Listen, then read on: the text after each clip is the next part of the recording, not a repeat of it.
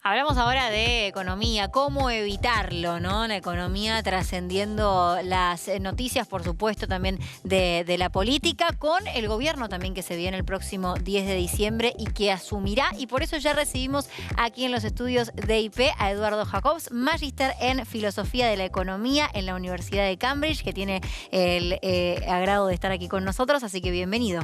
Gracias, muy amable. Eduardo, estamos viendo de cerca todas las estrategias, posibles medidas a implementar por el gobierno que viene, los posibles ministros que conformarán el gabinete de Javier Milei. Muchas medidas parecen haber quedado en el pasado, aunque fueron la base de la campaña, ¿no? Dolarización, eliminación del Banco Central. ¿Qué es lo que palpitás en base a este nuevo, quizás, discurso de Milei más moderado? Mira, yo creo que el discurso de Milei, los especialistas en discursos y demás, relativizaban mucho todo el tema que la prensa y de alguna manera todos aquellos que seguimos la política y la economía día a día le dábamos tanta importancia, como la dolarización, como todas las cuestiones que eran los temas de discusión en la política. Milei se convirtió en Milei y el 56% de los votos es por Milei. Si vos ves dónde ganó Milei y en los sectores que ganó Milei, nadie de eso estuvo pensando ni en la dolarización, sino que buscó una figura disruptiva que quería cambiar la Argentina. Y es entendible en función de lo que ha ocurrido en los últimos 40 años en la Argentina. 50% de la gente en la pobreza, chicos revolviendo basura. Bueno, es muy claro lo que pasó. Ahora hay que pensar cómo salís de esta situación. Y la situación es gravísima. Es gravísima, estás en el límite, estás en el borde de un proceso hiperinflacionario. Y Milei me parece a mí que entiende perfectamente cuál es el eje de su campaña. Su campaña es no hay plata. Y él dice, no hay plata y tenemos que ajustar el gasto del Estado. Lo realista es que necesita 5 puntos de superávit. ¿Qué quiere decir? Bajar, es decir, el déficit que hay y generar algo de superávit. Mostrar que al fin del 24 él llega con las cuentas equilibradas, sin tener que buscar recursos de otro lado, que en la Argentina, de otro lado quiere decir emitir, porque no hay quien te preste. Con lo cual no tenés opción. Cuando vos estás desequilibrado, emitís. Ahora, el sistema político argentino no está acostumbrado a esa dureza y no está acostumbrado a hacer eso. Eduardo, porque vos le estás hablando a todos los sectores corporativos. Claro. con respecto a eso te quiero repreguntar antes que pase. ¿Puede, cómo está la situación del país, sobre todo el clima social, recortar 5 puntos? No, puede que no pueda y vas camino a Cuba. Te vas a comprar, o esto que pasó hoy con las patentes, que no hay patentes y tenés que poner un papel en el auto.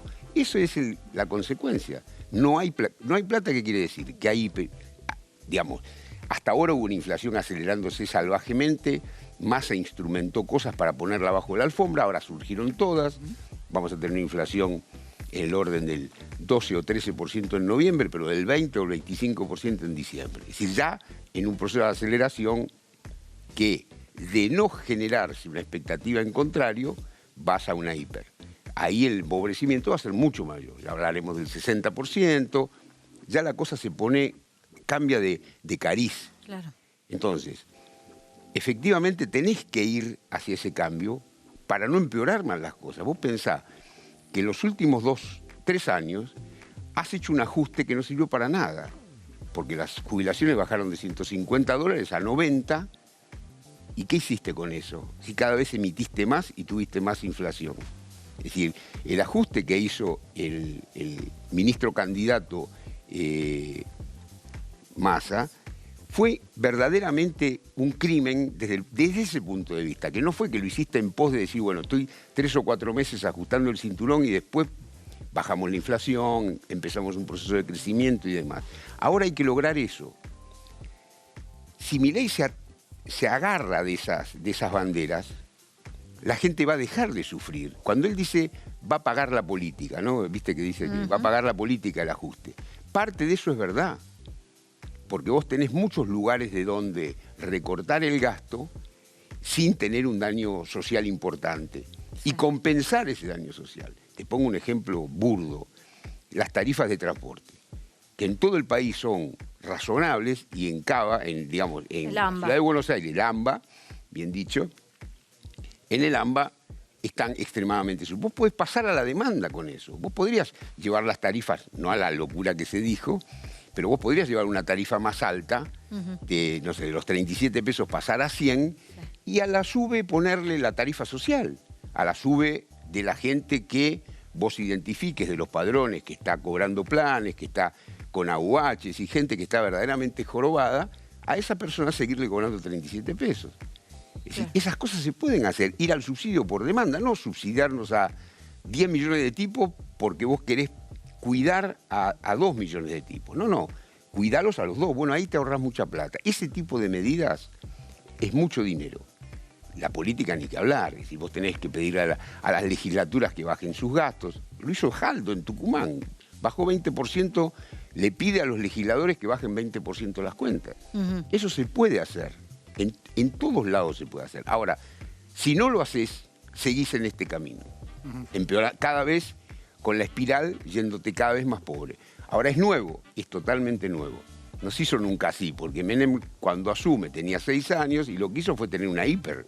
En realidad tuvo 2.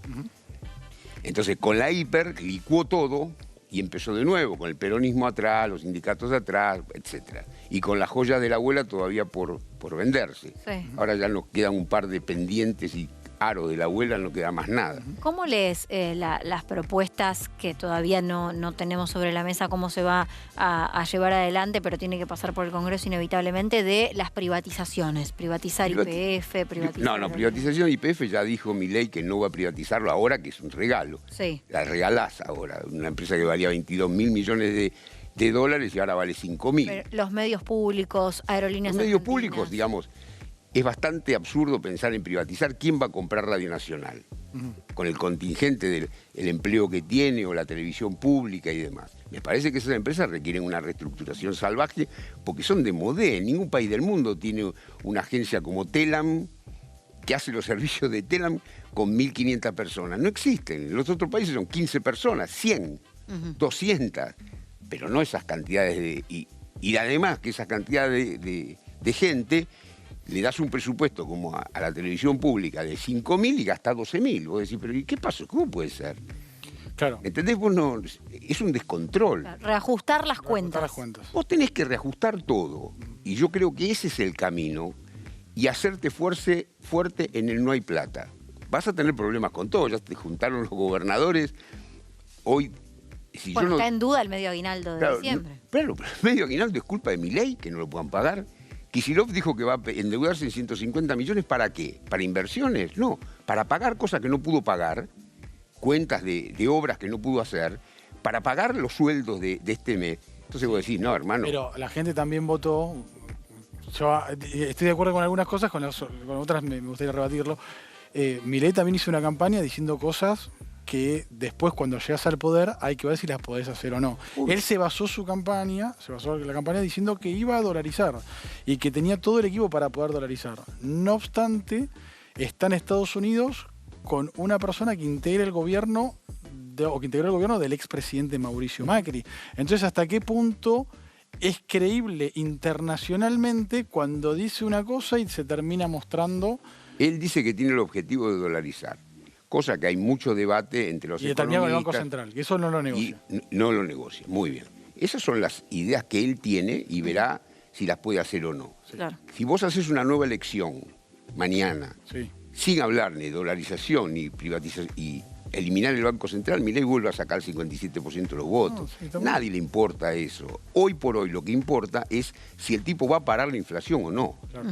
Ese es el corazón de esto. Si ¿dolariza o no dolariza dentro de un año, 3 o nunca? Digo, con los protagonistas, usted que es futbolero, con los jugadores que tiene o que está mostrando, sea Toto Caputo. Sí, Toto Caputo se tiene que... Yo entiendo lo siguiente, a ver, para ver este tema. Él visualiza las LELIQs como una bomba que está a punto de explotar, con 5 cables y muy poca gente está en condiciones de sacar los cables adecuados en el momento adecuado. Él entiende que Toto Caputo es el tipo para hacer eso. La gente que conoce de ese tema en particular siente lo mismo, siendo que no es un economista que tenga el expertise, por ejemplo, en el ajuste fiscal.